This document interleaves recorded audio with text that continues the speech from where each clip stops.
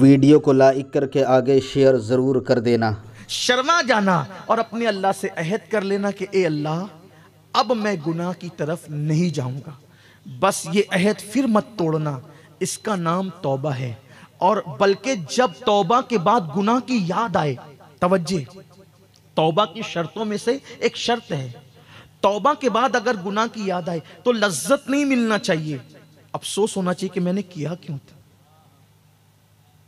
لوگ تو یہ کہتے ہیں نا یار جوانی میں کیا مزے تھے، حج کر کے آ گئے، کیا مزے تھے یار اس وقت کالج کی زندگی میں، کیا ہم نے گل چھرے اڑائے۔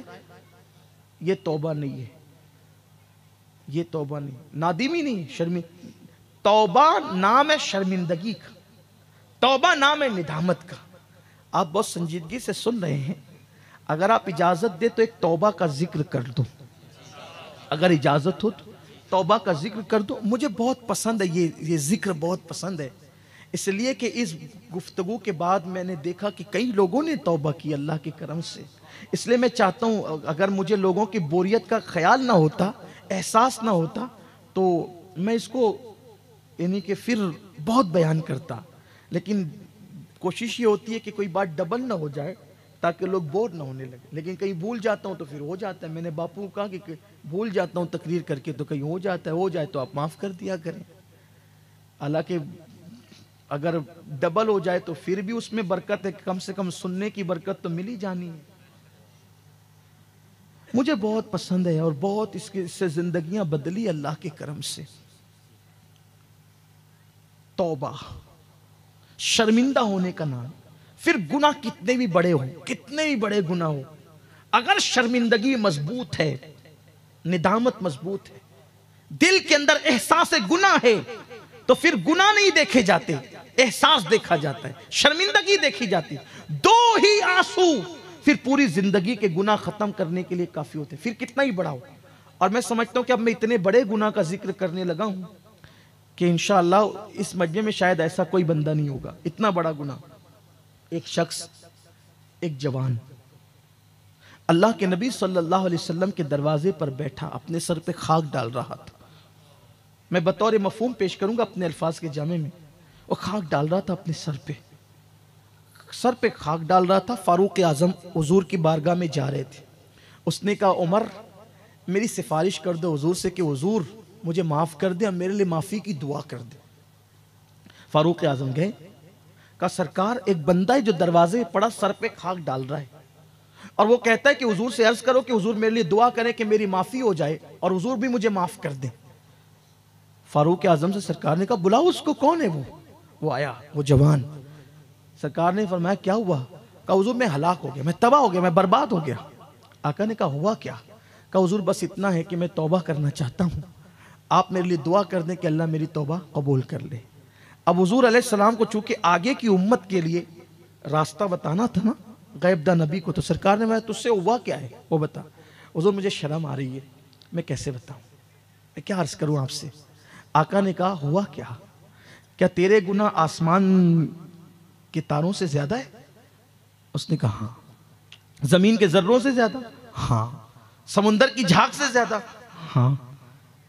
پھر آقا نے کہا کیا تیرے گناہ اللہ کی رحمت سے بھی زیادہ ہے؟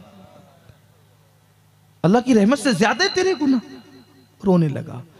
راستہ حضور ہی نے بتایا، لیکن آگے کے لیے ہمارے لیے بھی گویا کہ راہ بتا دی گئی، اللہ کی رحمت سے زیادہ۔ وہ کچھ نہیں جواب دیا، رونے لگا۔ وہ پوچھا کیا ہوا، بتا تو صحیح۔ اس نے عرض کیا آقا میں کفن چور ہوں اور میں نے 999 لوگوں کے کفن چرائے تھے، اور 1000واں کفن جب میں چرانے کے لیے گیا تو میرے ساتھ ایک بڑا عجیب حادثہ ہو گیا۔ ایک تو کفن چرانے ہی بہت بڑا گناہ تھا، حالانکہ اب شاید کوئی کفن نہیں چراتا ہو کیونکہ کپڑوں کی بڑی افراط ہے۔ اب اس دور میں ہاتھ سے کپڑے بنے جاتے تھے تو لوگ کفن بھی چرا کے بیچ دیتے تھے، بکتے تھے چوری ہوئے کفن بھی۔ عجیب دور سے بھی لوگ گزرے ہیں، آج بہت کپڑا افراط ہے، بہت کہ آج کل تو کپڑے سے زیادہ شاید کوئی چیز افراط ہو، بہت کپڑے سستے بھی ملتے ہیں۔ تو کہا کہ جو گورکن ہوتا ہے قبر کھودنے والا، اس سے بھی میری پارٹنرشپ تھی اور وہ مجھے آ کے اطلاع دیتا تھا کہ فلاں کا انتقال ہو گیا ہے، آج آ جانا، وہ نشان لگا دیتا تھا۔ یہ جو حدیث مبارکہ میں الفاظ بظاہر نہیں آئے ہیں، میں آپ کو سمجھانے کے لیے کہتا ہوں تاکہ آپ کی سمجھ میں آ جائے بات۔ اسی لیے میں یہ کہتا ہوں کہ میں اپنے الفاظ کے جامع میں بات کر رہا ہوں تاکہ حدیث پاک کا تقدس بھی قائم رہے اور آپ کو بات بھی سمجھ میں آ جائے۔ جو لکھا ہے من ون میں ویسے پڑھ کے تو نہیں سنا سکوں گا، ورنہ پھر ہم سمجھ نہیں پائیں گے۔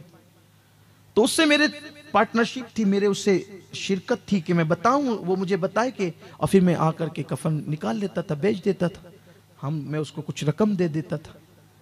ایک دن اس نے مجھے اطلاع کی آج بہت مالدار گھر کی لڑکی کا انتقال ہوا ہے اور کفن جو ہوگا وہ دیبا کا ہوگا۔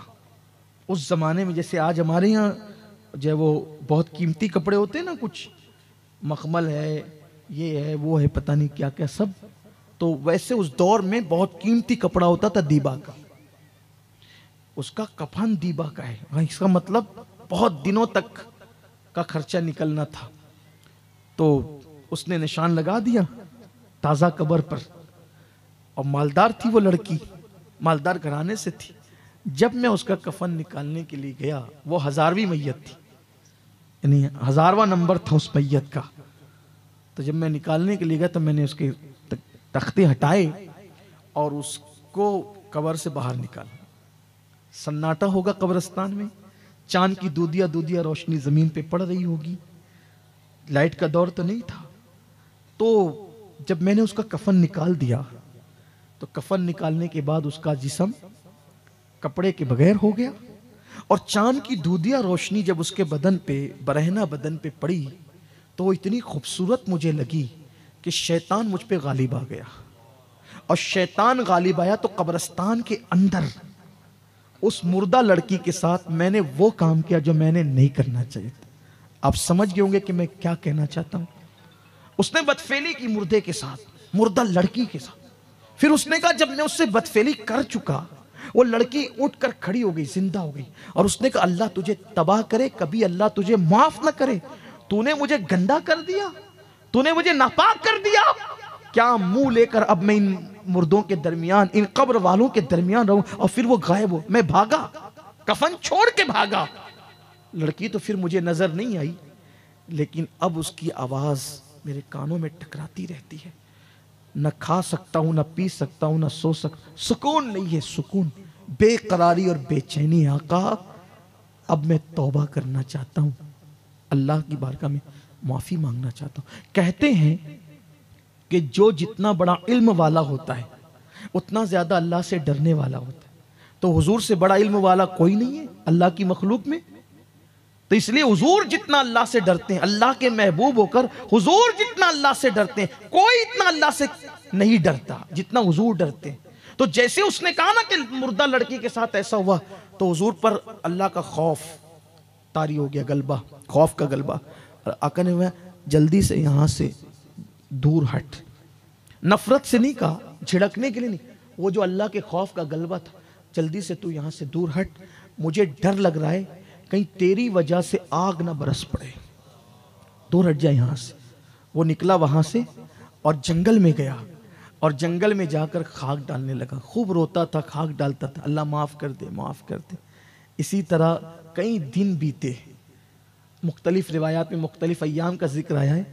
ایک دن وہ سر پہ خاک ڈال کے رو رہا تھا، اس کو اچانک حضور کا یہ جملہ یاد آ گیا، تیرا گناہ بڑا ہے یا اللہ کی رحمت؟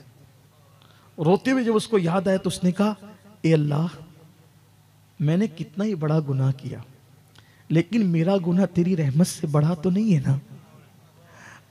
اگر میرا گناہ، ویڈیو اگر اچھا لگا ہو تو لائک کر کے آگے شیئر ضرور کر دینا۔ اللہ حافظ۔